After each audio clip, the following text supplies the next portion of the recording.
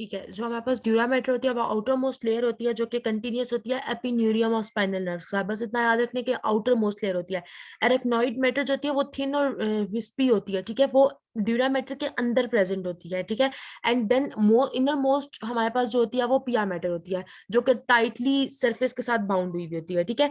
ये फाइलम टर्मिनले बनाती है और ये स्पाइनल कॉर्ड को कॉक्सिक तक एंकर करती है। और इसके अलावा ये हमारे पास जो है वो देखें, क्योंकि स्पाइनल कॉर्ड तो कहाँ खत्म हो जाती है हमारे पास, हमने बात की थी कि L1 से L3 तक किसी भी लेवल पर, ठीक है।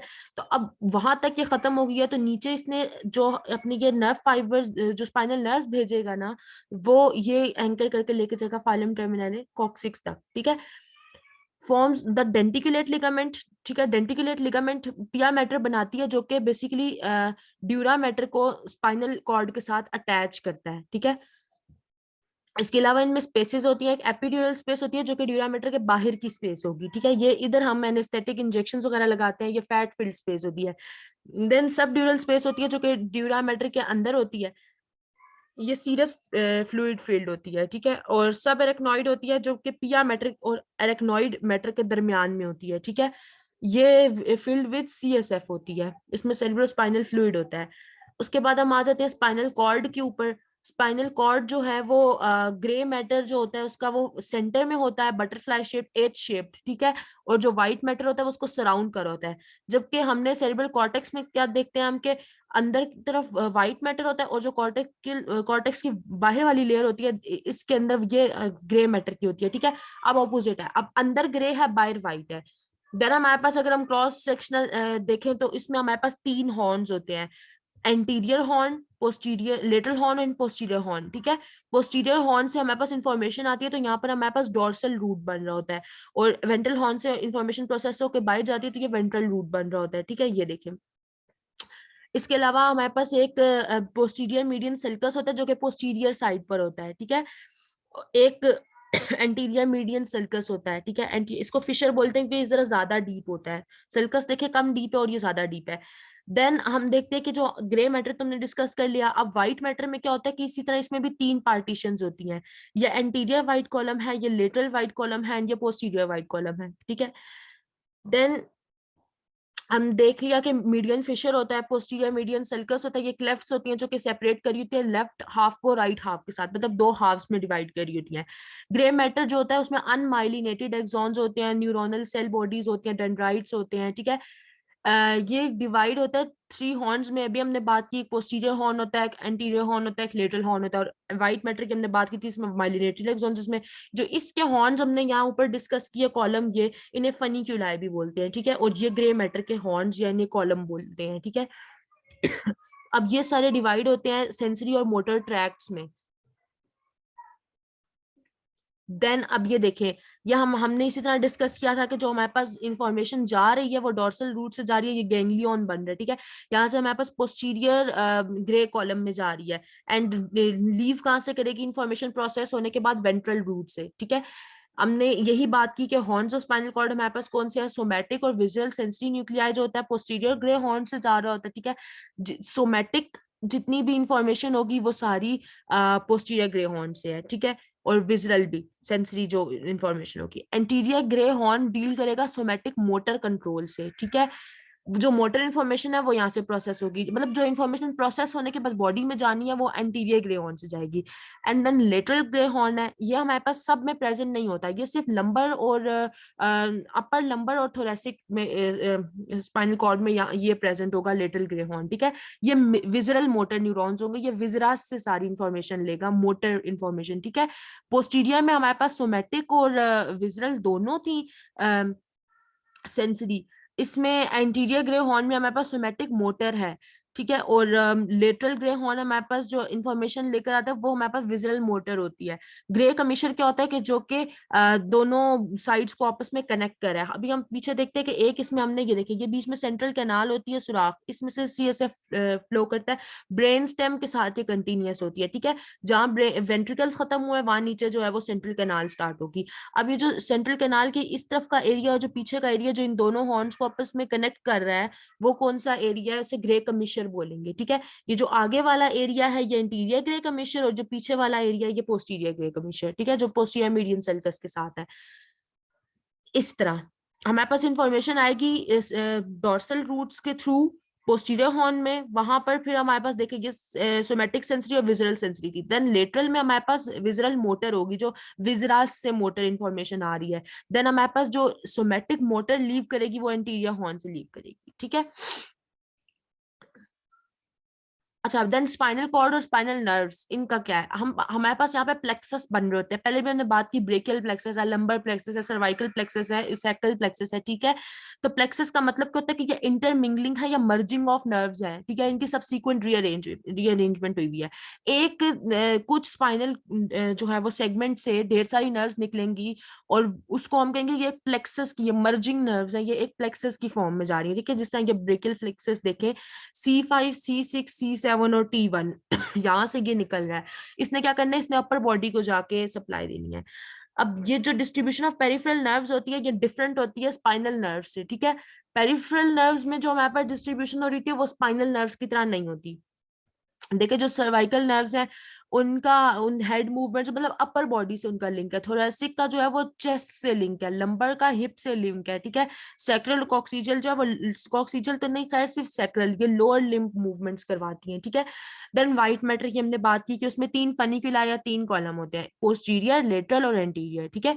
इसमें 3 डिफरेंट टाइप्स ऑफ फाइबर्स होते हैं, असेंडिंग फाइबर जो कि आ रहे हैं, डिसेंडिंग फाइबर जो कि जा रहे हैं, ट्रांसवर्स फाइबर्स, ठीक है, जिनको हम कमिश्नल फाइबर्स भी बोलते हैं, जो दोनों हॉर्न्स को ऑपोजिट साइड को लिंक कर रहे होते हैं, ठीक है। वही बात, फाइबर्स रन करते हैं 3 डायरेक्शन में, असेंडिंग, डिसेंडिंग, कमिश्नल, ठीक है। जो सेंसरी ट्रैक्स है वो असेंडिंग से बनते हैं, जो मोटर ट्रैक्स हैं वो डिसेंडिंग से बन रहे हैं, जो कमिश्नल फाइबर्स हैं यानी कि ट्रांसवर्स फाइबर्स वो दोनों ऑपोजिट साइड्स को आपस में कनेक्ट कर रहे हैं। असेंडिंग यानी कि एफरेंट स्पाइनल ट्रैक्स जो थे बेसिकली ये कॉन्शियस लेवल का है, ये कॉन्शियस को कंट्रोल करते हैं। पाथवे कौन सा फॉलो करते हैं सेंसरी इंफॉर्मेशन के लिए, रिसेप्टर ने, फॉर एग्जांपल हमारे पास एक पेन की सेंसेशन है तो रिसेप्टर ने उसे सेंस किया, प्राइमरी सेंसरी न्यूरॉन जो डोर्सल रूट गैंग्लियन तक उसे लेकर गया, ठीक है। हमने डोर्सल रूट गैंग्लियन की बात की थी जो उसे पोस्टीरियर हॉर्न तक लेके जाएगा। देन वहां से जो सेकंड ऑर्डर न्यूरॉन था वो उसे ब्रेन स्टेम और स्पाइनल कॉर्ड और ब्रेन स्टेम से लेकर गया, ठीक है, थैलेमस तक। थर्ड ऑर्डर न्यूरॉन थैलेमस में था, वहां तक लेके गए उसको। देन थर्ड ऑर्डर न्यूरॉन से जो है वो टारगेट एरिया तक चला गया, जैसे कि कॉर्टेक्स है, कॉर्टेक्स ने अब उसको इन्फॉर्मेशन को प्रोसेस करके सिग्नल रिटर्न करना है, ठीक है। रिसेप्टर से primary sensory neuron, sensory primary sensory से सेकेंडरी सेंसरी, और देन मतलब first order neuron, second order neuron and third order neuron and then target area, ठीक है। देखिए, यहाँ हमारे पास लाइट टच की सेंसेशन अगर है तो ये प्राइमरी न्यूरॉन लेकर गया सिग्नल को, ठीक है, और ये ट्रैक्स के थ्रू लेके गया हमारे पास secondary neurons. Then secondary neurons ने इसको टर्शरी न्यूरॉन्स यानी कि ब्रेन तक लेके गया, और टर्शरी न्यूरॉन्स जो है वो उसको आगे कॉर्टेक्स तक उन्होंने इंफॉर्मेशन को दे दिया, सोमैटिक सेंसरी कॉर्टेक्स तक। अब जो डिसेंडिंग यानी कि इफरेंट स्पाइनल ट्रैक्ट, देखिए हमने असेंडिंग तो पढ़ लिया ना कि नीचे से ऊपर इंफॉर्मेशन गई किस तरह है ब्रेन तक। अब ब्रेन से नीचे जो आएगी that will be the descending और मोटर और इफरेंट स्पाइनल ट्रैक्ट, ठीक है। ये मोटर कमांड फॉलो करते हैं, ये अनकॉन्शियस मूवमेंट्स होती है। बेसिकली दो इसमें हम सिस्टम्स को फॉलो करते हैं, एक डायरेक्ट होता है जो कि पायरामिडल होता है, एक इनडायरेक्ट होता है जो कि एक्स्ट्रा पायरामिडल होता है। पायरामिडल की हम बात करते हैं तो इसका जो हमारे पास मिड ब्रेन में पायरामिड्स होते हैं ना, ये उसके लेवल पर होता है, इसको हम पायरामिडल कहते ही इसीलिए हैं। तो जो हमारे पास मोटर कॉर्टेक्स में कोई मूवमेंट इनिशिएट हुई है वो अपर मोटर न्यूरॉन के थ्रू मोटर कॉर्टेक्स से ब्रेन स्टेम में आई, फिर स्पाइनल कॉर्ड में आई वाया पायरामिड्स। अब ब्रेन स्टेम में ही हमारे पास पायरामिड्स थे, जो मेड्यूला था उसके पायरामिड्स, ठीक है। ये इंफॉर्मेशन आई एंड देन ये लोअर मोटर न्यूरॉन इसे टारगेट मसल्स तक ले गया, ठीक है। पायरामिडल ट्रैक को बेसिकली हम इस तरह भी कह सकते हैं कि इसमें ये कॉर्टिकोस्पाइनल ट्रैक्स होते हैं जो कि कॉर्टेक्स से आ रहे हैं स्पाइन तक, ठीक है। इनको इसलिए ये पायरामिडल ट्रैक्स कहते हैं बिकॉज ये जो है ना एंटीरियर पार्ट ऑफ मेड्यूला में आ रहे होते हैं। तो जो मेड्यूला में हमारे पास पायरामिड्स बन रहे होते हैं ना, ओलिव्स एंड पायरामिड्स, तो जो पायरामिड्स का एरिया होता है वहां से ये पास करते हैं, इसलिए पायरामिडल ट्रैक्ट होते हैं, ठीक है। तो इसका फंक्शन क्या होता है कि ये या तो वॉलेंटरी मूवमेंट कंट्रोल कर रहे होते हैं या मसल की टोन कंट्रोल कर रहे हैं, मतलब अनकॉन्शियस मूवमेंट्स हो रही हैं। देन एक्स्ट्रा पायरामिडल सिस्टम क्या है, डिसेंडिंग ट्रैक्स जो कि जिसमें मोटर पाथवेज इन्वॉल्व है, लेकिन पायरामिड्स नहीं इन्वॉल्व, पायरामिड से इंफॉर्मेशन नहीं आ रही है, ठीक है। अपर मोटर न्यूरॉन से ओरिजिनेट एक इंफॉर्मेशन लेकर आ रहा है, जो मतलब सेरिब्रल कॉर्टेक्स से, मतलब सेरिब्रल कॉर्टेक्स के अलावा कोई भी सेरिब्रम से इंफॉर्मेशन लेकर आ रहा है। देन अपर मोटर न्यूरॉन उसे पायरामिड से पास नहीं करेगा, बस उसको लोअर मोटर न्यूरॉन को दे देगा जो कि एंटीरियर हॉर्न में लोकेटेड है, ठीक है। वहां से इंफॉर्मेशन जो है वो देन ट्रेवल कर जाएगी। तो इसमें भी हमारे पास posture, balance, reflexive, unconscious movements आती हैं, ठीक है। अब पायरामिडल वो थे जो पायरामिड से मिड ब्रेन से गुजरे थे, उनको हम कॉर्टिकोस्पाइनल कहते हैं ना, तो इसलिए जो एक्स्ट्रा पायरामिडल है उसमें कॉर्टेक्स यानी कि कॉर्टिकोस्पाइनल जो कॉर्टेक्स स्पाइन तक आ रहे हैं, तो कॉर्टेक्स के अलावा कहीं से भी सेरिब्रम से स्पाइन तक आए तो वो एक्स्ट्रा पायरामिडल होंगे, तो अगर जो कॉर्टेक्स से आ रहे हैं तो वो पायरामिडल है। देन ये इसमें दिखाए हुए हैं कि ये डिसेंडिंग ट्रैक्ट्स है एक साइड पर और एक साइड पर असेंडिंग ट्रैक्ट्स है, ठीक है। देन हमने मेनिंजेस की बात की थी, ये इनर मोस्ट जो है ये पिया मैटर की है, जो उसके बाहर है ये अरेक्नॉइड है, और जो सबसे बाहर है ये ड्यूरा मैटर है, ठीक है। ये हमारे पास डेंटिकुलेट लिगामेंट है जो हमारे ड्यूरा मैटर को इसके साथ अटैच करा था कॉर्ड के साथ, ठीक है। हमारे ब्लड सप्लाई क्या है स्पाइनल कॉर्ड की, ब्लड सप्लाई ये है कि जो आर्टरीज होती हैं स्पाइनल कॉर्ड की वो कौन सी हैं, 3 स्मॉल आर्टरीज होती हैं, 2 पोस्टीरियर स्पाइनल आर्टरी होती है, एक एंटीरियर स्पाइनल आर्टरी होती है, ठीक है। पोस्टीरियर स्पाइनल आर्टरी जो है वो किससे बनेगी, दो दो जगहों से वो ओरिजिनेट कर सकती है, या तो वर्टिब्रल आर्टरीज से ओरिजिनेट करेगी, ठीक है, या फिर क्या होगा कि पोस्टीरियर इंफीरियर सेरिबेलर आर्टरी से, ठीक है। अब ये जो आर्टरी है ना ये posterior 1/3 of the spinal cord को सप्लाई कर रही है, ठीक है। और ये वहां पर अपनी ब्रांचेस भी दे रही है और जो कि कॉर्ड के अंदर इंटर हो रही हैं। ये हमारे पास वर्टिब्रल आर्टरी थी, ठीक है। वर्टिब्रल आर्टरी से इस तरफ से भी एक स्पाइनल कॉर्ड मतलब पोस्टीरियर स्पाइनल आर्टरी आई, स्पाइनल कॉर्ड के इस तरफ से भी एक पोस्टीरियर स्पाइनल आर्टरी, क्योंकि देखिए हम दोनों सेक्शंस को हाफ हाफ कंसीडर करते हैं ना। Then anterior spinal artery, anterior spinal artery जो होती है ये राइज करती है जब दो जो है वो वर्टिब्रल आर्टरीज आपस में यूनाइट करती हैं, ठीक है, इनसाइड द स्कल। अब जो एंटीरियर स्पाइनल आर्टरी है वो एंटीरियर सरफेस को जो है वो सप्लाई करेगी, एंटीरियर मीडियन फिशर से स्पाइनल कॉर्ड के अंदर इंटर होगी, ठीक है, और ये एंटीरियर 2/3 को सप्लाई करेगी। या हमारे पास 2 वर्टिब्रल आर्टरीज थी और ये हमारे पास एंटीरियर स्पाइनल आर्टरी है, ये इन दोनों के यूनियन से ओरिजिनेट हो रही है, ठीक है। देन हम देखते हैं veins of spinal cord, veins of spinal cord जो है वो 6 जो है वो चैनल्स में ड्रेन करती हैं, ठीक है। जो कि ये अब वेन्स है तो सही सी बात है ये ऊपर से नीचे नहीं नीचे से ऊपर जा रही है वीनस रिटर्न लेकर, ठीक है।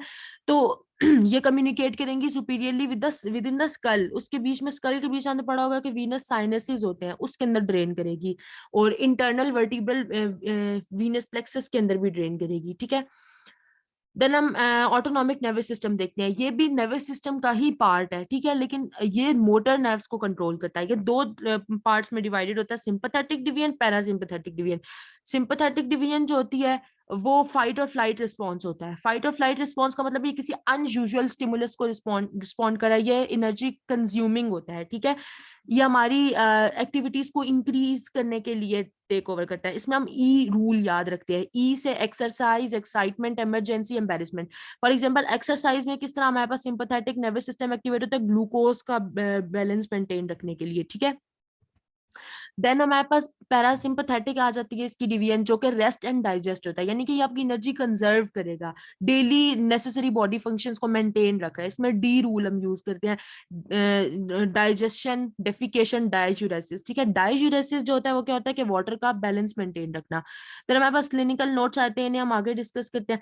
स्पिना बाइफिडा क्या है, स्पिना बाइफिडा बर्थ डिफेक्ट होता है जब हमारी जो न्यूरल ट्यूब होती है ना ये उसका डिफेक्ट है, वो प्रॉपरली डेवलप नहीं करती है ब्रेन और स्पाइनल कॉर्ड में, मतलब ब्रेन में डेवलप कर जाएगी लेकिन स्पाइनल कॉर्ड में वो फ्यूज नहीं होगी, ठीक है। तो उसमें बच्चे में एक जो है वो ये आ जाएगा, डिफेक्ट आ जाएगा कि उसकी स्पाइनल कॉर्ड उसे हर्निएट करेगी, यूं बाहर उसकी स्किन के बाहर फील होगी, ठीक है। देन हमारे पास spinal cord traumas and disorders आते हैं। सबसे पहले स्पाइनल शॉक आ जाता है। What is spinal shock?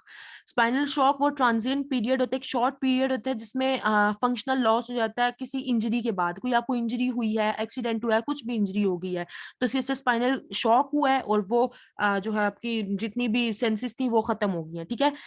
अब जो जिधर लीजन हुई है उससे नीचे खत्म हो जाएंगी, L1 पर अगर लीजन हुई है तो L1 के नीचे खत्म हो जाएंगी सारी, ठीक है, कॉर्डल टू द लीजन। और इसमें क्या होगा, इमीडिएट डिप्रेशन हो रही है रिफ्लेक्स एक्टिविटी की, इसमें बॉवल और ब्लैडर रिफ्लेक्सेस भी स्टॉप हो जाएंगे, आपको नहीं पता चलेगा आपका ब्लैडर किस वक्त फिल हो रहा है, ठीक है। ब्लड प्रेशर भी फॉल होगा, जो मसल की टोन है वो भी सोमेटिक या विजुअल और हर टाइप की जो है वो sensation below the level of injury lose हो जाएंगी। न्यूरल फंक्शन जो है वो वैसे तो कुछ आवर्स में रिटर्न कर सकते हैं, यूजली 48 आवर्स में रिटर्न कर सकते हैं, फिर कुछ पीरियड इस टाइम भी होता है इसमें 1 to 4 वीक्स लग जाते हैं। लेकिन अगर फिर भी ना रिटर्न हो तो फिर ये पैरालिसिस परमानेंट होता है। देन अमायोट्रोफिक लेटरल स्क्लेरोसिस है। अमायोट्रोफिक लेटरल स्क्लेरोसिस में क्या होता है कि प्रोग्रेसिव डिस्ट्रक्शन हो रही होती है एंटीरियर हॉर्न के मोटर न्यूरॉन्स की, ठीक है, और जो पायरामिडल ट्रैक्स के फाइबर्स होते हैं उनकी भी। या हमारे पास एंटीरियर हॉर्न था जिसके मोटर न्यूरॉन्स है उनकी भी, और ये जो हमारे पास पायरामिडल ट्रैक्स आ रहे थे इनकी भी। तो इसमें इंसान की एबिलिटी टू स्पीक या खत्म हो जाती है, स्वेलो भी नहीं कर सकता, ब्रीथ भी नहीं कर सकता, और विद इन 5 years डेथ हो जाती है। 90% ऑफ द टाइम्स इसकी कॉजेज अननोन है, बट अदर देन दैट ये हाई ग्लूटामेट लेवल्स की वजह से भी हो सकता है, ठीक है। देन पोलियोमिलाइटिस, पोलियो तो वायरस होता है जो कि इंटर होता है बॉडी में। अब ये फीसिस कंटेमिनेटेड वाटर के थ्रू इंटर होगा, पब्लिक स्विमिंग पूल्स वगैरह इस तरह हो गए, ये होगा तो ये क्या करेगा कि एंटीरियर हॉर्न न्यूरॉन्स को डिस्ट्रॉय करना शुरू कर देगा, ठीक है। इसमें क्या होता है कि पैरालिसिस होना स्टार्ट हो जाता है। सबसे ज्यादा जो आपको पैरालिसिस आप देखते हैं तो वो लोअर लिम्स का होता है, ठीक है, लेकिन रेस्पिरेटरी मसल्स का भी पैरालिसिस होता है, तो अब इसमें फिर डेथ हो इन केसेस में हो सकती है। देन टेबिस डोर्सालिस, ये सिफेलिस की वजह से होता है। अब जो सिफेलिस होता है ये एसटीडीआई है कि अब ये ऑर्गेनिज्म क्या करेगा, सिलेक्टिव डिस्ट्रक्शन करेगा नर्व फाइबर्स की, जहां से ये इंटर होगा पोस्टीरियर रूट में, ठीक है। अब ये इंटर कहाँ से होता है, या तो लोअर थोरेसिक या लंबोसेक्रल रीजन से इंटर होता है, तो जहां से इंटर होगा वहां पर नर्व फाइबर्स को डिस्ट्रॉय कर देगा। तो इसके साइन एंड सिम्टम क्या होगा कि आपको स्टैबिक पेन होगा, स्टैबिंग पेन होगा लोअर लिम्स में, पैरास्थीजिया हो सकता है, हाइपर सेंसिटिविटी हो सकती है, सेंसेशन लॉस हो सकता है।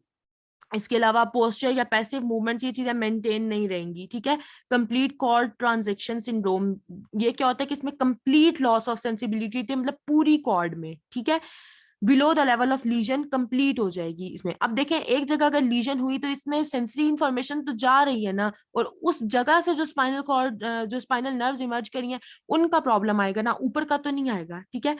तो इसलिए हम कहते हैं कि जो below the level of legion है वो अफेक्ट होगा। It can be cause by fracture dislocation of the vertebral column, के फ्रैक्चर हुआ और फिर डिसलोकेट हो गई बोन, या बुलेट या स्टैब वुंड या एक्सपेंडिंग ट्यूमर की वजह से हमारे पास ये हो सकता है, ठीक है। देन एंटीरियर कॉर्ड सिंड्रोम, इसमें क्या होता है कि जो एंटीरियर पार्ट होता है ना वो डिस्ट्रॉय हो जाता है ड्यू टू कॉर्ड कंट्यूजन, यानी कोई इंजरी हो गया ड्यूरिंग वर्टिब्रल फ्रैक्चर। अब वर्टिब्रा एक दफा अगर फ्रैक्चर हो गया तो वो जो फ्रैक्चर्ड बोन थी वो कॉर्ड के अंदर किसी और जगह लग गई है, उसकी वजह से कंट्यूजन कॉज हो गई है या डिसलोकेशन हो गई है, ठीक है। इसमें एंटीरियर स्पाइनल आर्टरी जो है उसके अंदर आएगी, इंजरी होगी, ठीक है, उसकी वजह से जो उसकी बाकी की ब्रांचेस थी, फीडर आर्टरीज बोल रहे थे, वो भी जो है उनमें भी इस्कीमिया हो जाएगा। जाहिर सी बात है जब ब्लड नहीं फ्लो करेगा तो ऑक्सीजन नहीं जाएगी ना, तो इस्कीमिया हो जाएगा। कॉर्ड में भी हर्निएटेड आईवीडी की वजह से भी ये हो सकता है, ठीक है। उसके बाद सेंट्रल कॉर्ड सिंड्रोम, जो central part of the cord होता है ना, वो उसमें सेंसेशन नहीं आती, उसमें कोई इंजरी हो जाए, ठीक है।